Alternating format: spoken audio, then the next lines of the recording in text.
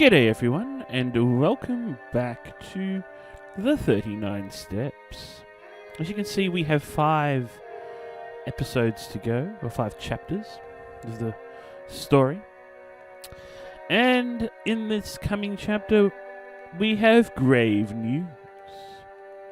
Sir Walter Bullivant, who we met at the end of the last episode, takes Hannay at his word, but fears Scudder's findings may have been a little off track. So, without further ado, let's plunge into the next chapter.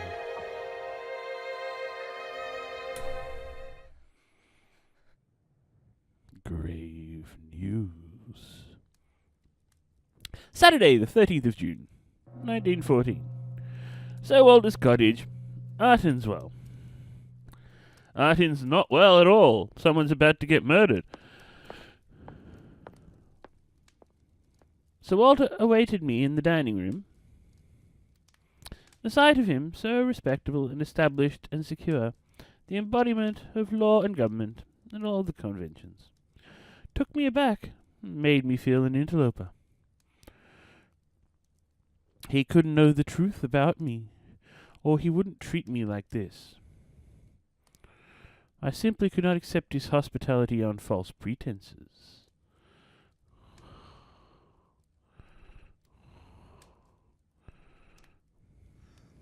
I'm more obliged to you than I can say, but I'm bound to make things clear. I'm an innocent man, but I'm wanted by the police. I've got to tell you this, and I won't be surprised if you kick me out. That's all right. Don't let that interfere with your appetite. We can talk about these things after dinner.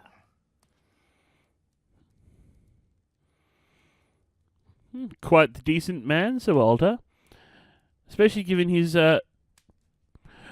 seen fit to furnish us with a bottle of Dom Perignon. Ideally, you do want to be eating food when drinking Dom. It certainly it's an interesting experience to taste Dom in that when you taste it by itself, it doesn't have nearly the power that it does when you have it with food. Anyway, I digress. It made me almost hysterical to be sitting there, waited on by a footman and a sleek butler, and remember that I had been living for 3 weeks like a brigand, with every man's hand against me.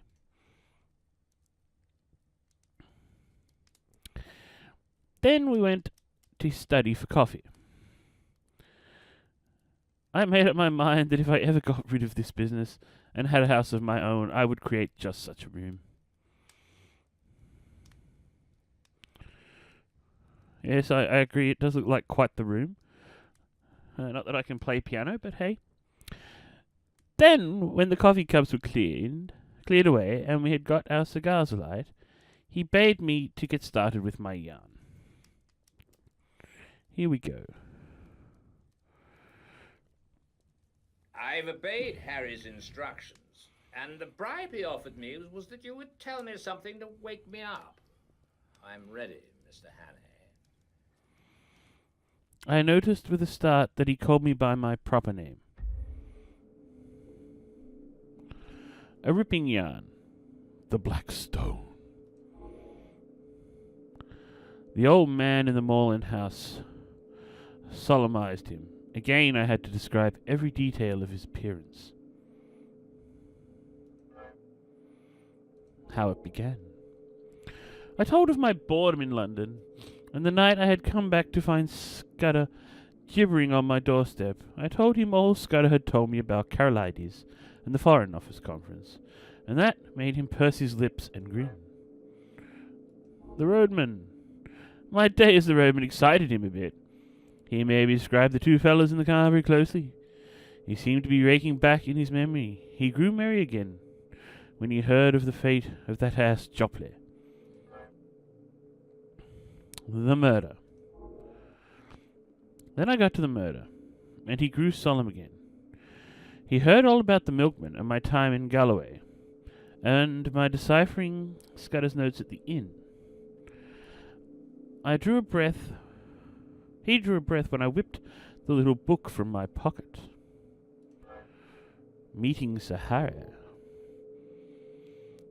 I described my meeting with Sir Harry and the speeches at the hall. At that he laughed uproariously. Very good. All right.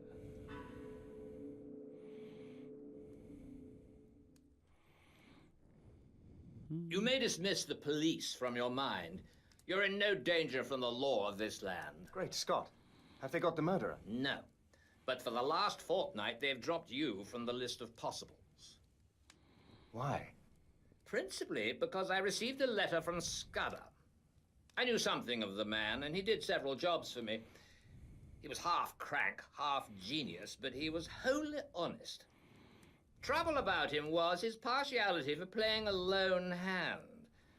That made him pretty well useless in any secret service. A pity, for he had uncommon gifts.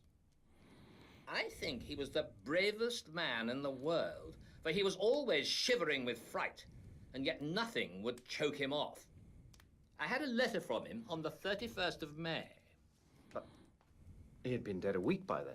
The letter was written and posted on the 23rd. He evidently did not anticipate an immediate decease.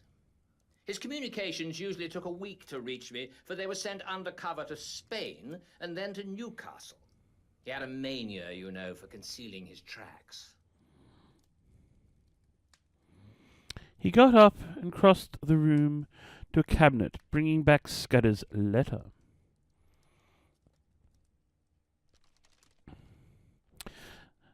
Sir Walter, I am in grave danger. My worst fears have been realized. My enemies are here in London.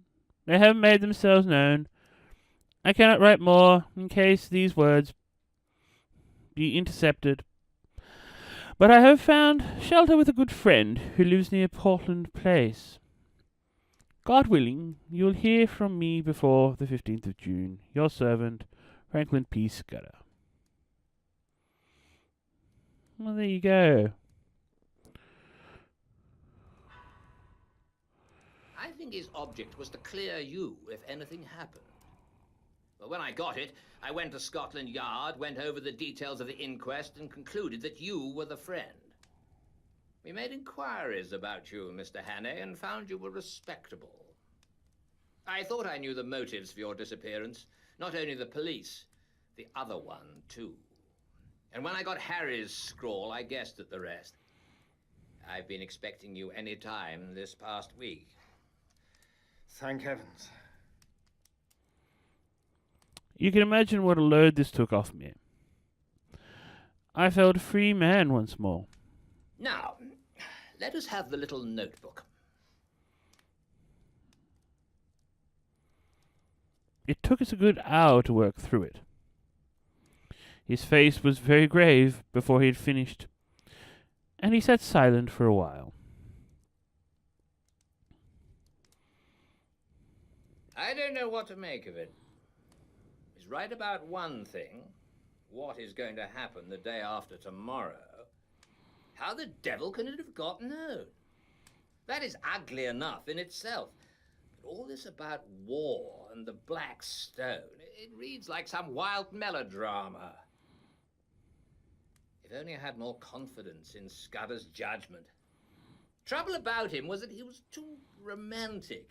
He had the artistic temperament and wanted a story to be better than God meant it to be. He had a lot of odd biases, too. Jews, for example, made him see red.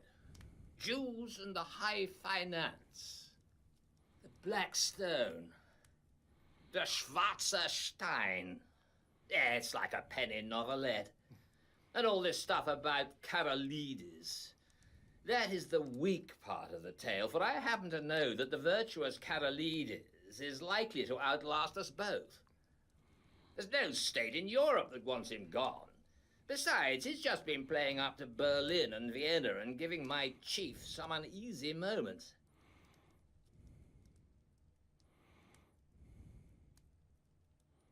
No. Scudder's gone off the track there.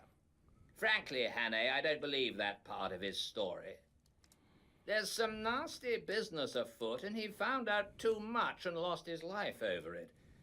but I'm ready to take my oath that it's ordinary spy work. A certain great European power makes a hobby of her spy system, and her methods are not too particular. Since she pays by piecework, her blackguards are not likely to stick at a murder or two. They want our naval dispositions for their collection at the Marineamt. But they'll be pigeonholed. Nothing more.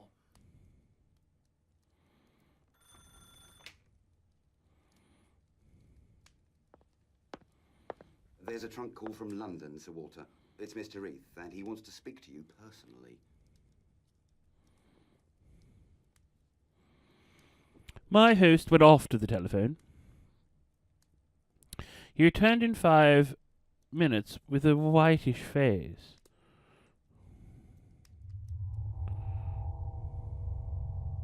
I apologize to the shade of Scudder. Karolides was shot dead this evening at a few minutes after 7.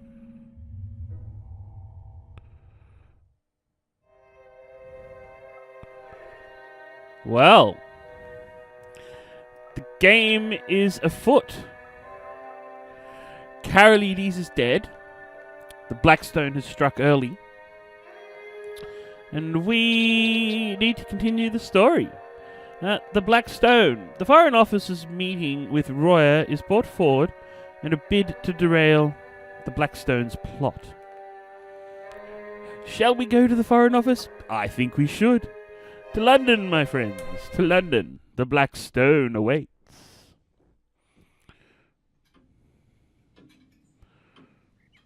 Sunday, the 14th of June, 1914. Sir Walter's cottage. Art in's well. Artin's not well again. It's really not well at all. I came down to breakfast next morning after 8 hours of blessed dreamless sleep. Sleep. I found Sir Walter decoding a telegram in the midst of muffins and marmalade. His fresh rosiness of yesterday seemed, I thought, tarnished.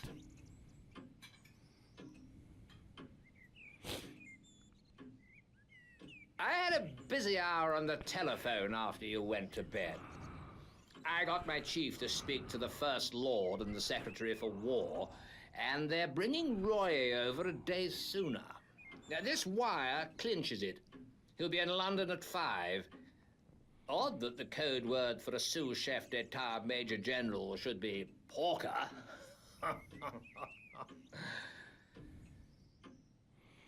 He directed me to the hot dishes and went on. Not that I think it'll do much good. If your friends were clever enough to find out the first arrangement, they're clever enough to discover the change. I would give my head to know where the leak is. We believed there were only 5 men in England who knew about Royer's visit, and you may be certain there were fewer in France, for they manage these things better there.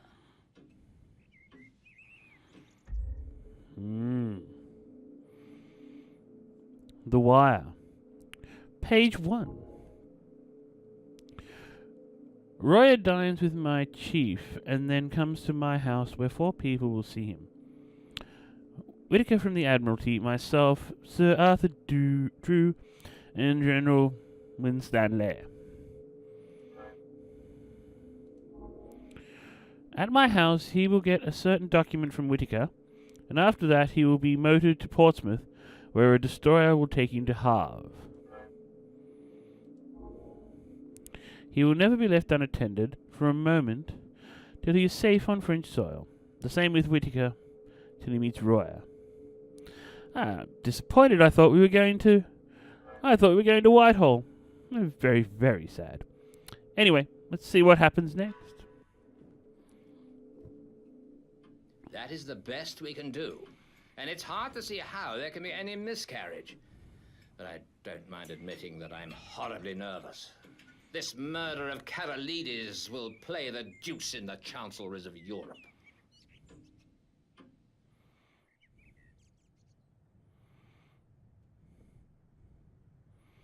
What do we got here? Okay. No other options to click stuff.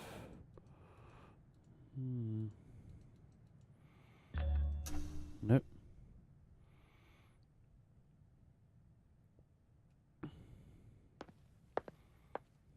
Hannay, can you drive a car? Why, yes. Well, you'll be my chauffeur today and wear Hudson's rig. You're about his size. You have a hand in this business and we're taking no risks. There are desperate men against us who will not respect the country retreat of an overworked official.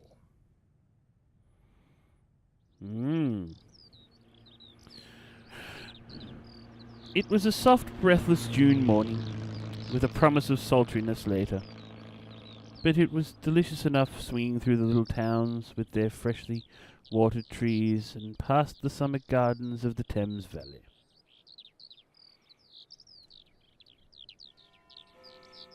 A nice country drive. Sounds like a plan. Ah, we did get to London. Fantastic.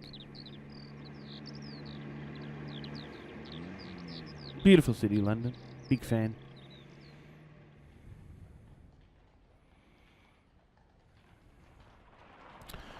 I landed Sir Walter at his house in Queen Anne's Gate, punctually by 11:30.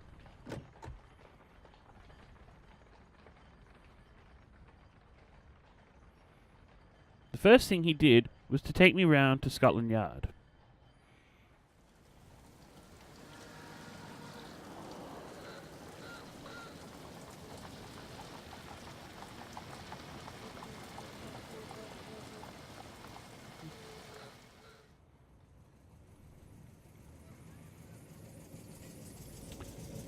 There we saw a prim gentleman with a clean-shaven lawyer's face. McGillivray, McGillivray. I brought you the Portland Place murderer. The reply was a wry smile.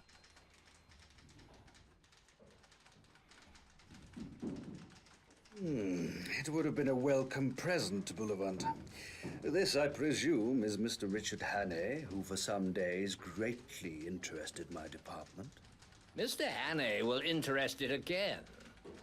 He has much to tell you, but not today. For certain grave reasons, his tale must wait for 4 hours. Then, I can promise you, you will be entertained and possibly edified. I want you to assure Mr. Hannay that he will suffer no further inconvenience. This assurance was promptly given. You can take up your life where you left off. Your flat, which probably you no longer wish to occupy, is waiting for you, and your man is still there. As you were never publicly accused, we considered that there was no need of a public exculpation. But on that, of course, you must please yourself. McGillivray, we may want your assistance later on. Ooh. Come and see me tomorrow, Hannay. I needn't tell you to keep deadly quiet. If I were you, I would go to bed, for you must have considerable arrears of sleep to overtake. You'd better lie low, for if one of your Black Stone friends saw you, there might be trouble. Of course.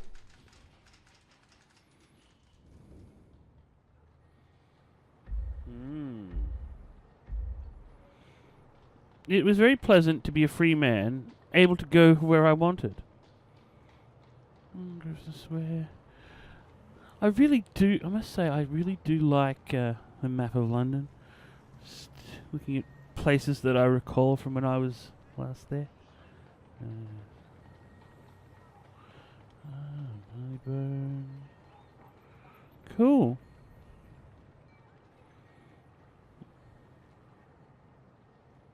Ah, there it is, Lord's Cricket Ground, up in the top left corner. Been there.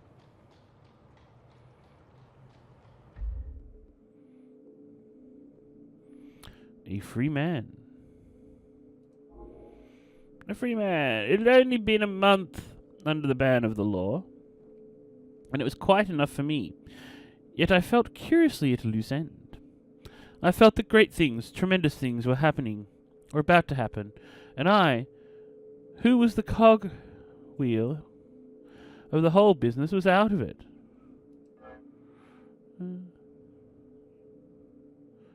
Midday. I went to the Savoy Lounge, ordered very carefully a very good luncheon, and then smoked the best cigar the house could provide. But I was still feeling nervous. When I saw anybody look at me in the lounge, I grew shy and wondered if they were thinking about the murder. My apartment. I didn't feel like going back to my flat. That had to be faced sometime, but as I still had sufficient money, I thought I would put it off till next morning and go to a hotel for the night. In the afternoon. I took a taxi and drove miles away, up into North London.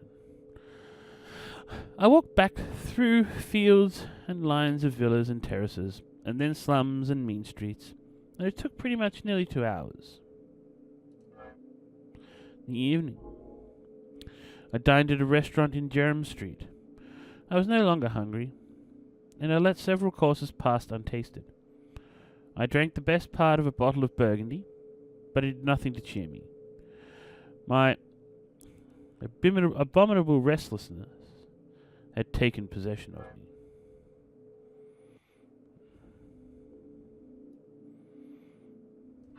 Alright, let's see what happens next. Here I was, a very ordinary fellow, with no particular brains, and yet I was convinced that somehow I was needed to help this business through, that without me it could all go to blazes. I told myself it was sheer silly conceit that 4 or 5 of the cleverest people living, with all the might of the British Empire at their backs, had the job in hand.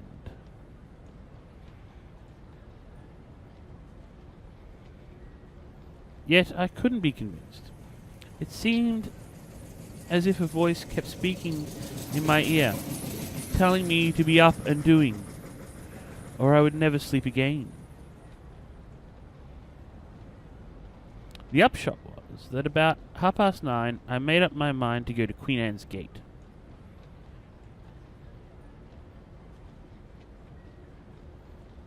Very likely I would not be admitted, but it would ease my conscience to try.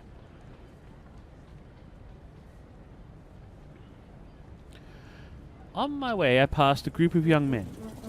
They were in evening dress, had been dining somewhere and going on to a music hall.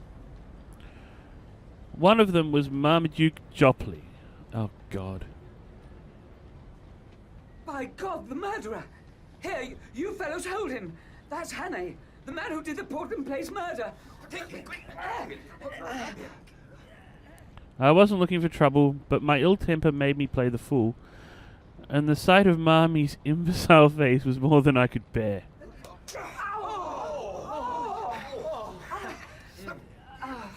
What's going on here? Oh, this man is the Portland Place murderer!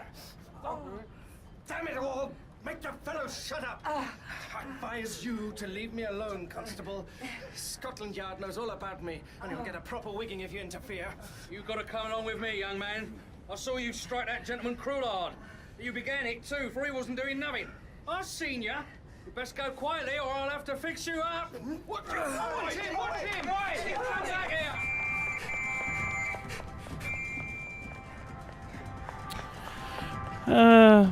I have a very fair turn of speed, and that night I had wings.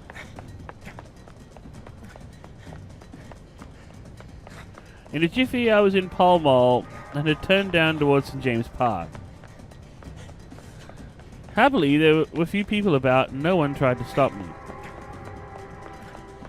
I was staking all on getting to Queen Anne's Gate.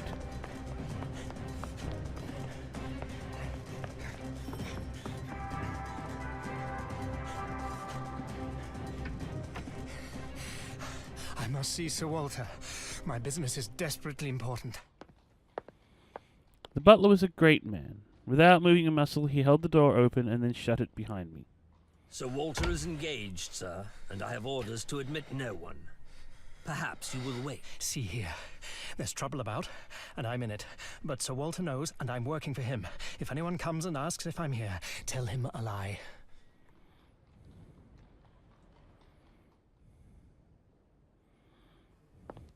I was seated and told to wait.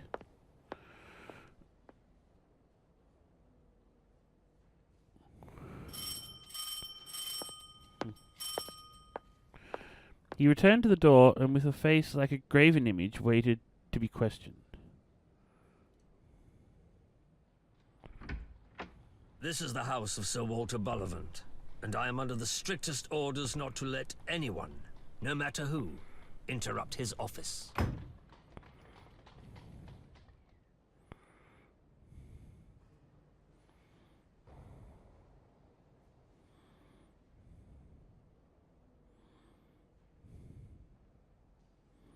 Ooh. Let's have a look around. Yeah, Greek premier assassinated. Horror descended on Whitehall last night after Greek premier Constantine Karolides was shot dead in London. The murder took place around 7 in a private apartment in Horse Guards, where the Greek premier was staying at the invitation of the Foreign Office. Although the area around St. James was busy at the time, Scotland Yard has released no details.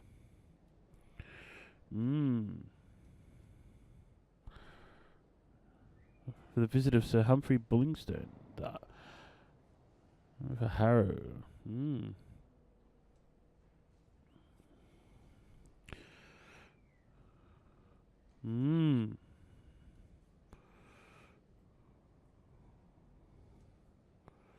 I'll let you read all of that. Ooh, Sir Walter Bullivant, Permanent Secretary at the Foreign Office, reacted with shock and fury at the events of last night. This is an appalling act of political murder within the very heart of our government. If you understand and intend to catch those responsible. Sir Walter also extolled the influence of Karolides as a steady rock in the violent world of Balkan politics. The highest work of Constantine Karolides in charge of peaceful solutions to the Eastern question has been without compare in recent years, explains Sir Walter. We must ensure to continue the spirit of his work. Privately, however, the Foreign Office is thought to be deeply concerned that in the absence of Karolides, the situation in the region will deteriorate yet further.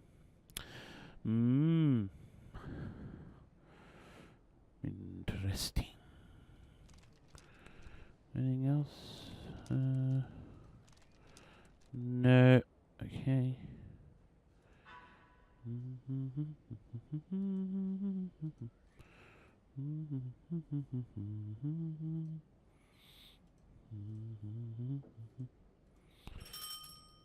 I hadn't waited long till there came another ring at the bell. The butler made no bones about admitting this new visitor. I recognized the first Sea Lord, the man they say that made the new British Navy. He passed my alcove and was ushered into a room at the back of the hall. As the door opened, I could hear the sound of low voices. It shut, and I was left alone again.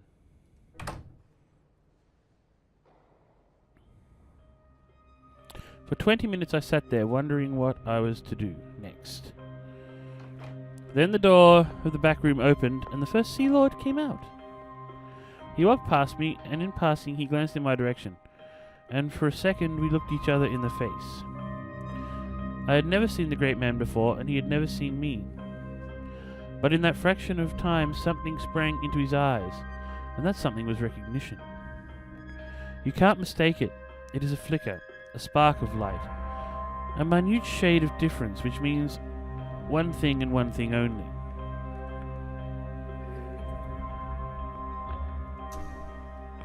Telephone.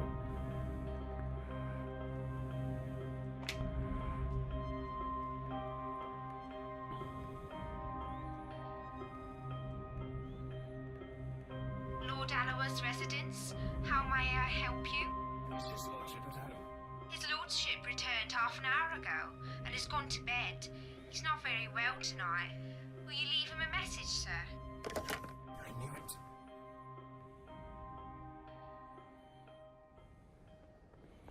Not a moment could be lost, so I marched boldly to the door of the back room and entered without knocking. New event, the 39 steps.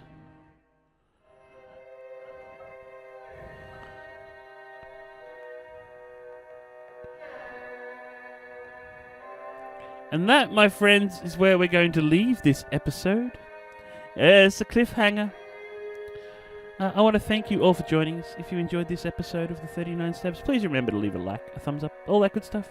If you're new to the channel and want to see more of this and 7 Days to Die and all the other games that we feature here, please subscribe and hit the notification icon. And comments! Please feel free to leave comments.